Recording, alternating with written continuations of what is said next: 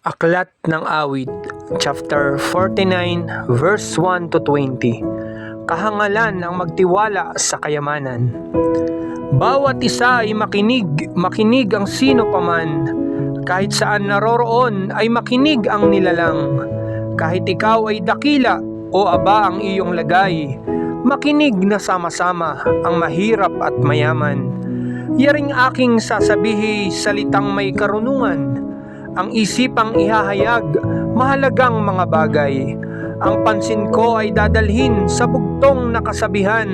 Sa saliw ng aking alpay, ihahayag ko ang laman. Hindi ako natatakot sa panahon ng panganib, kahit pa nga naglipa na ang kaaway sa paligid. Mga taong naghahambog na sa yaman nananalig, dahilan sa yaman nila'y tumaas ang pag-iisip. Hindi kaya ng sino man ang sarili ay matubos. Hindi kayang mabayarat, tubusin sa kamay ng Diyos. Ang bayad sa kanyang buhay ay halagang sakdal taas. Gaano man ang halagang hawak, niya'y hindi sapat. Upang siya ay mabuhay nang hindi na magwawakas at sa labi ng libingan ay hindi na mapasadlak. Ang lahat ay mamamatay, ito na may alam niya. Maging mangmang o marunong, kahit hangal pati tanga. Yaman nila'y maiiwan sa lahi na magmamana. Sa libingan doon sila mananahan kailanman. Kahit sila'y may lupaing taglay nila noong araw, dumakila man ang tao, di niya maiiwasan. Tulad din ng mga hayop, tiyak siyang mamamatay.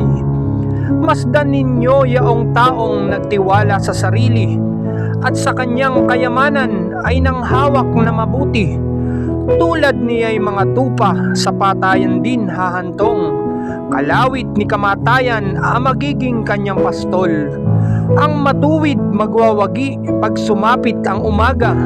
Laban doon sa kaaway na ang bangkay ay bulok na. Sulupain nitong patay na malayo sa kanila. Ngunit ako'y ililigtas, hindi ako babayaan. Aagawin ako ng Diyos sa kamay ng kamatayan. Di ka dapat na matakot, ang tao man ay yumaman. Lumago man ang lumago, yaong kanyang kabuhayan. Hindi ito madadala kapag siya ay namatay. Ang yaman ay hindi niya madadala sa libingan. At kahit na masiyahan ang tao sa kanyang buhay, dahilan sa sinusuob ng papurit nagtagumpay, masasama pa rin siya sa ninunong nangamatay.